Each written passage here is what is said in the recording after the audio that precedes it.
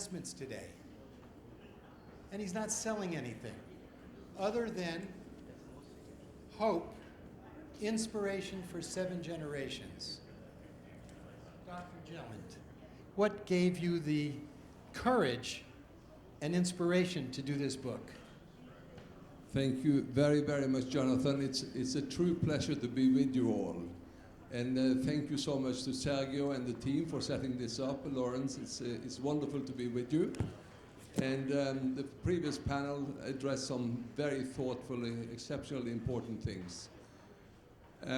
You asked me, it's also very special for me to be here in New York. In 1876, my great-grandfather came here at the age of 15 with his 3 older brothers. And when you are packing your bag, crossing the mountains, trying to find a ship, go on that ship at the age of 15, and cross the big oceans, you must have had an incredible hope for better days to come. So today, to answer your question, Jonathan, 5 years ago I were to celebrate my 60 times around the sun. And I thought I should bring together those people who have helped me a lot and just celebrate our friendship and all of what they have helped me with. And then COVID set in. And suddenly we all wonder what is actually going on. And I remember I was with the Norwegian Minister of Health in Norway just in early March. And he said, Osvald, I'm dealing with something now, so we need to talk more later. And what we learned through COVID was basically that we as a human family, we are vulnerable. But it's also an example of what we can achieve when we combine forces and we were able to get out of that very difficult situation. So what I did then, I just sent an email to my friends who I planned to bring together and said, hi guys, we are now in trouble. Can you just tell me something about your hope for the future? An amazing response came in from all around the world. A lot of people wrote beautiful things about hope. And what I learned then was that this was like a little bit like acupuncture. I just hit something that really meant something for people. And after selling all my businesses and becoming a free man 2-3 years ago, I thought that, wow, looking at statistics, for example, in this country, that 4 out of 10 between the age of 20 and 30 see little reason to wake up in the morning. Looking at some of the statistics in Europe, which are not good.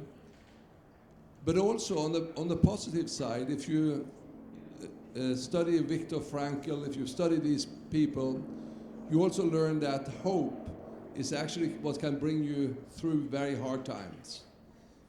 And I'm so glad that this SDG work is still going on.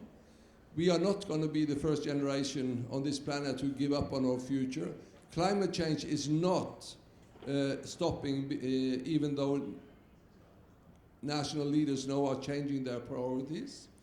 So we just have to carry on. And basically what this book is all about is I invited, and there are 64 wonderful essays in this book, because I realized that if you are to talk about the hope for life on our planet, I'm not talking about hope for life on Upper East Side, I'm talking for our planet and for the next 7 generations. No one can write this book by themselves, actually. So I have beautiful responses here. And I just would like to, before handing over to you, Jonathan, mention one example. I went to the head of the Nobel Peace Prize Committee at the time, Berit Reiss-Andersen, in Oslo, Norway, and I said to Berit, there is one woman who really is incredible. And you gave her the Nobel Peace Prize, and her name is Nargis Mohammadi. And I would so much like that she makes a contribution to this book, because she really has a story to tell. And Berit looked at me and said, Oswald, you got to be crazy. I mean, she is in jail in Iran. She just came out of solitary confinement. And I said to Berit, well,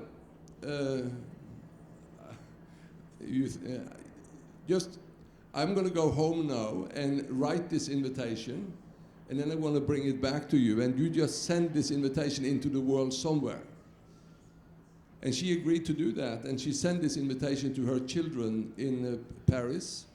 And I don't know what happened after that, but 9 weeks later, out came the essay here. It's absolutely fantastic. And Jonathan is, has this most incredible, Jonathan is president of the Global Security Institute. He is representative to the UN for the World Summits of Nobel Peace Laureates, and he has also diplomatic status to the UN. He is a great friend of mine, and he has also made a fantastic contribution to this book, which he will share with you. And he has also helped me with the book in many, many ways. So thank you for showing an interest in this work, and thank you for being here. And Jonathan, maybe you will share your story, please.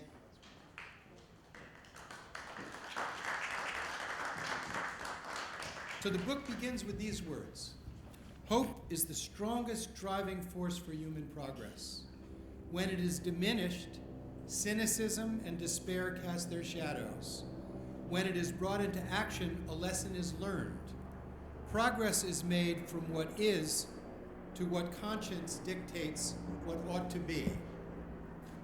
Now, I have a hope that we can help invigorate the United Nations, multilateralism, cooperative security, fulfill the very lofty vision of the Sustainable Development Goals, which is implicitly an integrated human security agenda. And I was part of the process of creating the statement of the heads of state on the SDGs. And I noted that almost all of the discussions were basically about the how. They were all about technique. They were all about how do we do this, how do we do that. And thus, the public doesn't know why. The public doesn't know why the UN is important. When it was created, the public knew because we just had a war where we almost destroyed humanity. But people have forgotten. So we need to explain the why. The why. Without the why, you can have law without justice, education without character, art without beauty, religion without love and transcendence. And you can build weapons. The more you perfect them, the less security you get. Nuclear weapons. So we have to go back to the why. Now, the why of policies has to be concordant with the good. People want to do what's good. They want to do what is ethical. That's why every single religious, philosophical, and cultural tradition on the planet has some iteration of the golden rule. The actual ought that we should strive for. We don't always get there, but we strive for it. Buddhism, hurt not others in ways you yourself would find hurtful. Jainism, in happiness and suffering, joy and grief, regard all creatures as we regard our own self. Jesus said, all things whatsoever you would that people should do to you, do you even so to them. Muhammad said it. Confucius said it. Because that sense of equity and the value of lives doesn't come from religion. It comes from the conscience of the human being. But I noted that when this was stated by the wise and virtuous, we couldn't melt the polarized cap. We couldn't use a small portion of the less than 13,000 nuclear weapons we have, which would end civilization in an afternoon. We couldn't destroy the phytoplankton's health, which is 60% of our oxygen, even if somebody wanted to it. We didn't have the technology to do it. But today we are privileging institutions that are actually putting the very future of humanity at risk. We are actually improving the usability of nuclear weapons. We are actually doing something that, in a sense, steals the future from future generations. So I proposed in the book, my contribution to this book is what I call the golden rule for the 21st century. Treat the lives and well-being of future generations as we want to be treated. And that would mean that destroying the regenerative processes of nature is not just a market issue, an efficiency issue, it's a moral imperative to do it. This book has many brilliant essays of how to ensure a sustainable future. It has brilliant essays on the why also. Dr. Jane Goodall goes right at it. So Dr. Bjelland has gathered some of the best and most practical and successful people to explain how, and some of the world's great visionaries to explain why. And I say very simply, we don't own the regenerative processes of nature. They're outside of property. You own your house. It's your property, and should be. And should be. You can rent it. You can change it. You can sell it. And you can even destroy it. Do we have a property right to the future? Do we have a property right to control the regenerative processes of nature? I would say no. We collectively have a responsibility to protect the global commons, to protect outer space, to protect the oceans, to protect the rainforest, to protect the genetic code, to protect consciousness. And that is our collective moral imperative of this generation. It is a golden rule for the whole planet, because when we say we at this august location of the United Nations, it's the only place in the world when you say we, you can mean everybody. Everybody. And everybody is threatened by our selfishness and our love of things and using people. And I'll end with another motto. Love people, use things. Never love things and use people. Thank you.